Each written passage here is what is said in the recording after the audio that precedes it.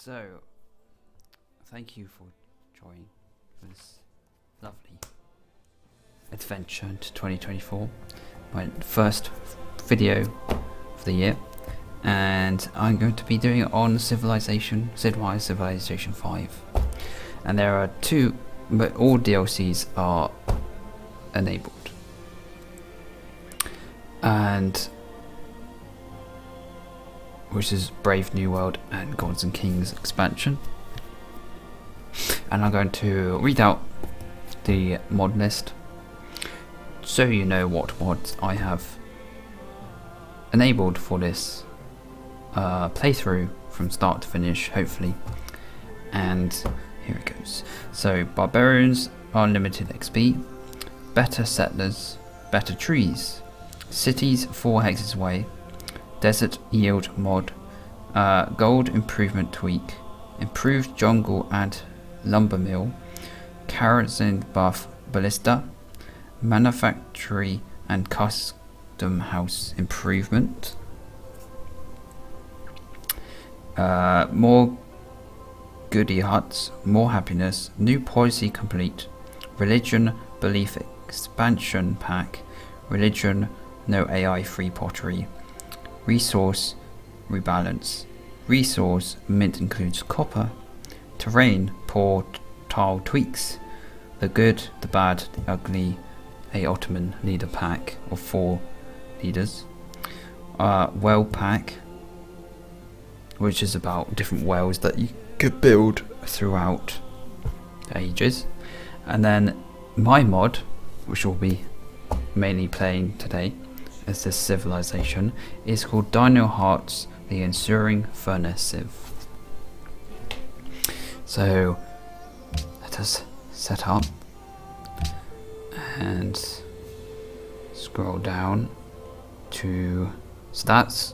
One of the Ottoman leaders, Mohammed II.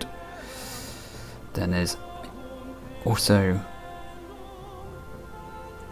interesting Tanzimat and Faith. So there's Bombard, Minaret, Manadui and Hammam. And then there's Suleiman the First, and then Suleiman the Ottomans, which is all Ottomans, but as a different leader they have different buffs, different units. So this is the one I've made. It says melee mounted armor, recon and archers has the unit will heal every turn even if it performs an action. Has full plated fire warrior and eternal furnace. The art isn't that all outstanding, but at least it is done, and I've finished making it, and I've released it onto the workshop, and you should be able to find it. And also subscribe and download, and it allows you to download onto your Civ mod folder, and when you go into the mods you can enable that mod, and then you go through the same as before. So we're going to do a Pangaea, a small king. Difficulty is hard. I don't do anything below that, as I like the little bit more of a difficult AI, something they do a little bit more. And quick, because I like having quick games. I'm gonna keep 6 civs, but usually I have 5 on a Pangaea map. So instead, I'm going to reduce the amount of city states to 10, and I'm going to keep ancient era, world age. I don't really know that matters, so let's do random. Temperature, let's keep it cool. Rainfall, keep it normal. Sea level, we can keep it low so we have more terrain to use and less sea. And then we can have standard, sparse, so less resources, Abundant means more resources, usually the same type. Legendary start is only your starting location, and strategic balance is its balance to some degree of the civs.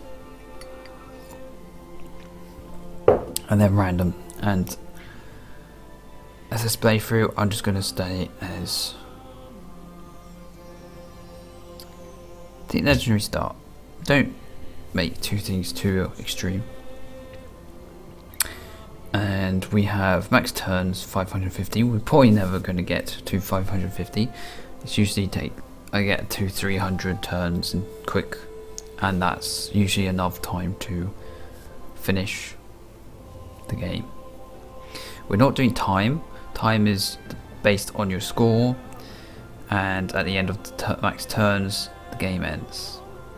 There's science, there's domination, there's cultural, and diplomatic. Science is get to the end of the tech tree, build your spaceships, off you go. Domination is take all capitals of the civilizations and you win. Cultural is tourism. You need enough tourists output to influence the majority of other people's culture, and that allows you to win. And then diplomatic is voting, and if you have enough votes you succeed and you basically become the World Congress host for eternity, and you won the game. So we've got allow policy saving, allows you to keep the policy later and click on it. That's usually really good for multiplayer, but I enjoyed having it anyway. Allow promotion saving means that you don't have to, you're not forced to promote a unit, you can still do actions. Quick combat, quick movement, just so the game speeds up a bit more. And then there's Raging Barbarians, which gives more barbarians spawn at the camps. Not at the start, but at maybe 20 turns in, they start to summon themselves from the camps and become a big army. And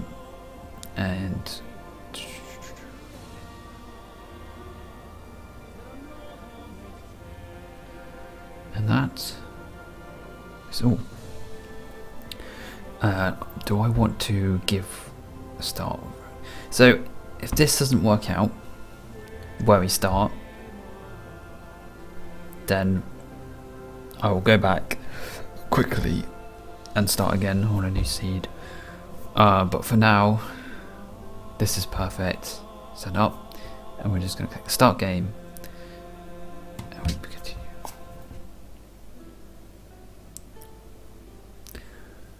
So, okay, so this is Cityces furnace. Cityces furnace. Hard to say, but that's the way it is. Cityces, formerly known as Warrior of Fire and Smithing. She was a queen of all furnaces until she perished with iron and steel. She was as mighty as her husband Prut-Edge, ruler of a snowy north tribe who had ruled as nomadically independent ally of the ensuing furnace. Creating first full plate and infusing it with flame to help improve compared to other plates of the same type. That is reference to the warrior here. On hearing the news of a revolt, hurried to the capital to save her only daughter. The history of these events, as recorded by others in the kingdom, to them it was painful to watch her fall. The ensuing furnace kingdom held high among its people, creating their world from a long burning flame of the furnace. The earliest parts of civilization, they struggled through a cold, snowy landscape, only held high by a warm flame. The earliest wars of expansion was declared by a small leader who used his might to overcome giants in the snow to then lead the people to their civilization. Will you drive the flame out and into this new world? The eternal resilience is you heal even if you perform an action. Then you have internal furnace as a unique building, and the full plate fire warrior is the unique unit. It's got strength 28, movement of 2, cost a bit more, and it uses 1 iron. And eternal furnace, you get it at the beginning of the tech tree, and it provides +1 to production, culture, and food on 100 tiles, and it also provides 2+ production and 2+ faith and 2+ food on snowy tiles. And you might get the idea of what is the whole idea of this Civ.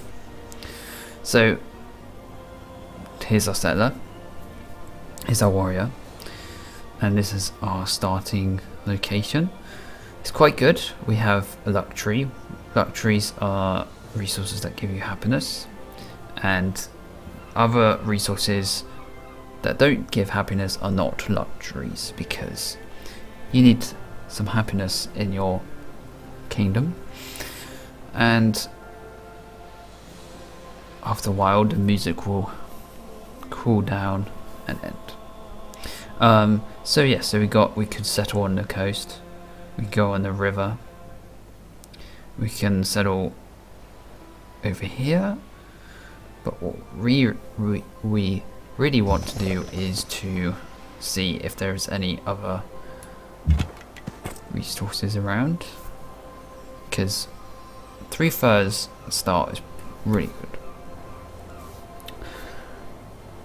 The best thing to do is usually not to settle for your capital on a coast, as coast cities have the ability to be captured by ships, and if you are not on a coast, you do not have that looming danger from the sea, which is understood. So I'm just gonna get the default pop-ups up. Right, so I'm going to settle probably here, or I'm going to start looking to go to the right. There is a bit of snow, so let's go there. So there's some snow up here, some furs. There's also a lake.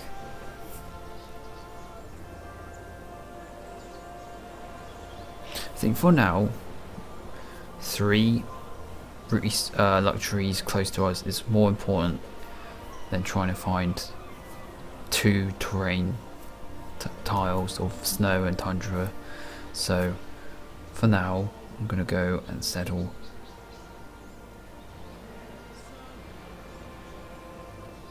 here. So we got silver, and we got wheat, and then our borders will grow towards these luxuries.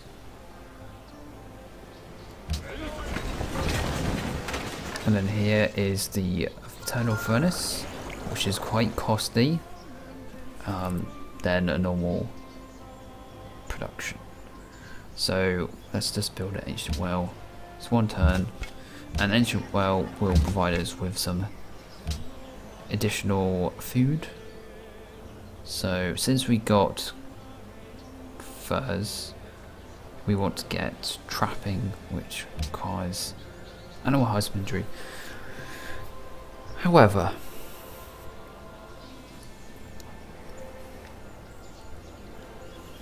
I'm going into this knowing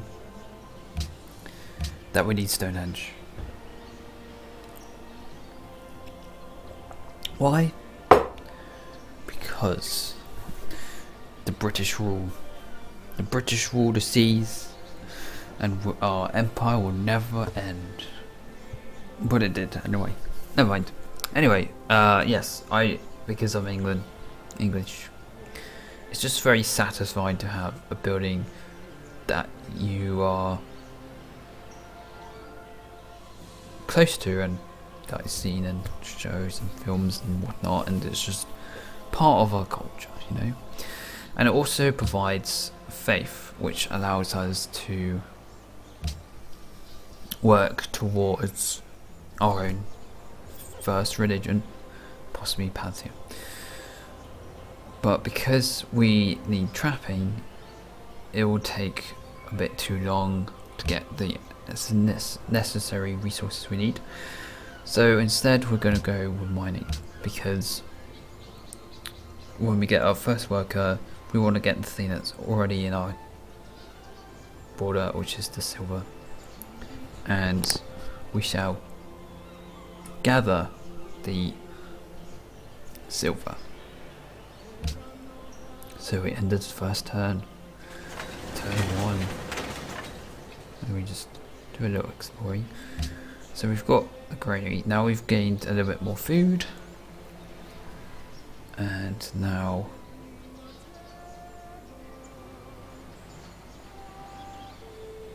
do we focus on getting the bonuses of our tiles?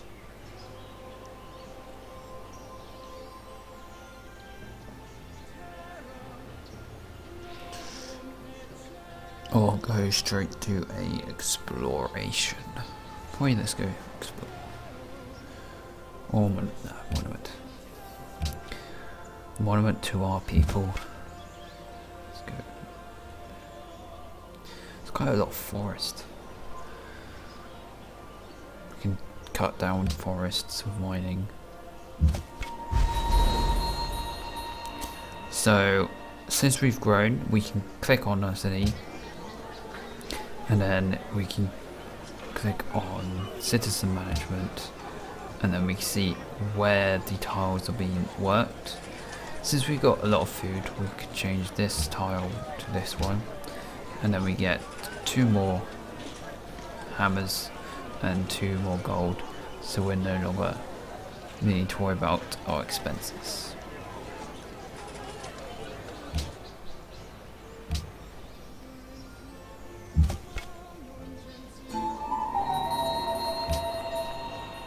I'm gonna see how long this first episode is going to be, probably half an hour, and then the next ones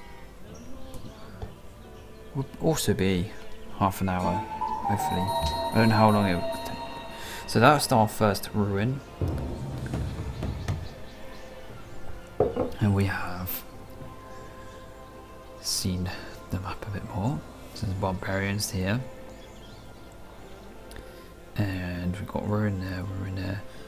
I think we'll just go and try to find. Now we've done the monument. I think I'm going to go for a tunnel. Let's go for worker. Why not? Risky, but sometimes you have to take the risk. So yeah, so the border is going to expand here, and it's already expanded to this tile. Let's go. So we've got mining. Now we just need to go towards trapping.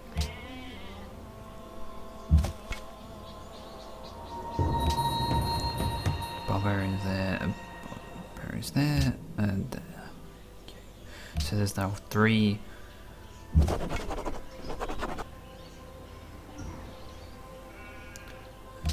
Okay, so this is the next interesting mod part that's we're going to go into. Is the complete, where did it say? New policy complete is a mod that changes the culture trees, social policy trees, rather than tradition, liberty, honor. It's changed I don't think the ideologies have changed much, but these have. So this allows us to RP a bit, roleplay. Because we could be a monarch, we could be a democracy, and we can also infuse ourselves as a barbarian invasion. Barbarian invasion is quite a bit combat, like military, but the main presence of it is to deal with barbarians, and you gain bonuses against them. And you also gain culture from killing barbarians, which is very good if you want to carry on going into these branches and gain additional bonuses, which will help us get along. So we could start, since there are raising barbarians, we can go straight into invasion to gain 50% bonus, which will be really helpful. Or as Cityces, Lady of Fire Warrior, as a Fire Warrior, we can go Monarchy, as she is the Queen. Or you can completely change that idea and just go focus on what you want to.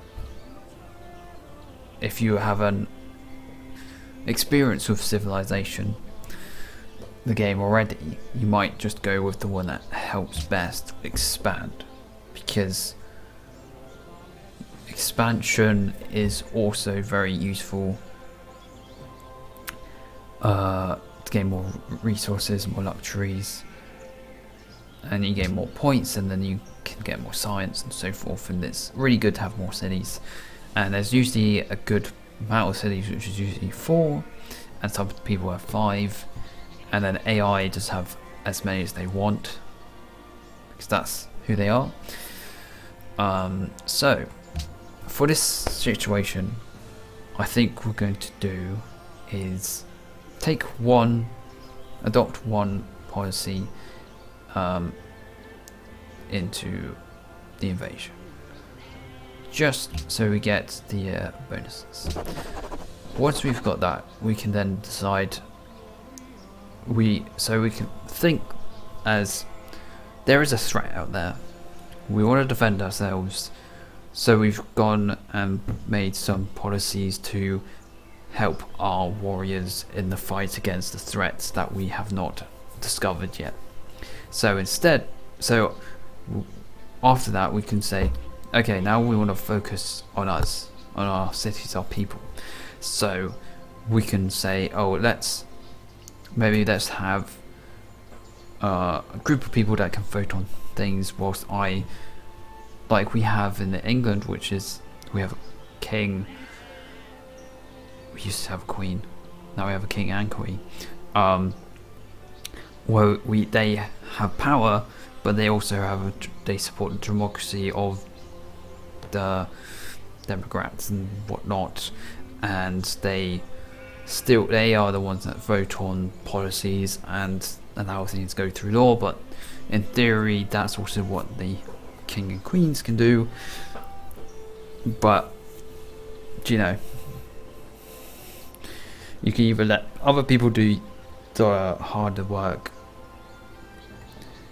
or you can let yourself do all the managing, which is monarchy. So manage from yourself to make sure things happen, or let other people manage the system whilst you focus on improving yourself and other aspects of the game. So there's that. So now let's go and explore a little bit.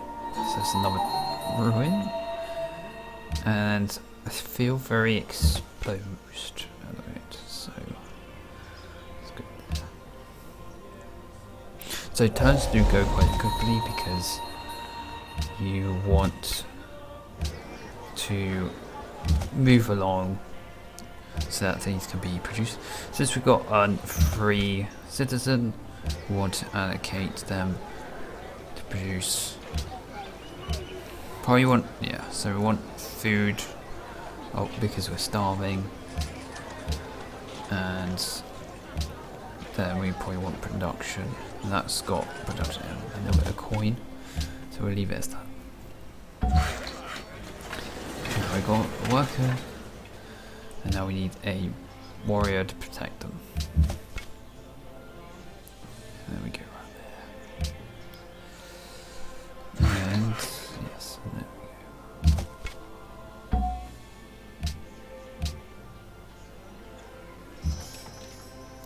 Now we can just stop battering. So what happened there is a ruin had ancient technology, and it only gave it to the unit, which went from a warrior to a spearman, and the spearman has a little bit more strength, and it does more damage to mounted units, which is horses and archers and chariots. Now we've got a warrior to protect us. We should probably get our unique building, and then just do that. This unique building will help improve our tiles, so we don't really need to worry about too much food and starving and production. So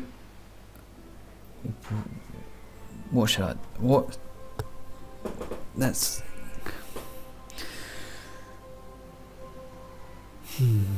just looking outside the window. Very nice out there. No rain, dark clouds, a bit of sunshine. So let's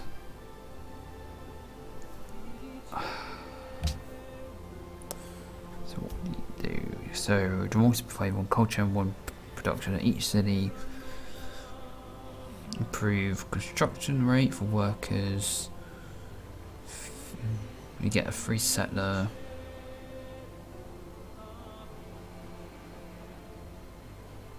Reduce the unhappiness. Culture in all cities.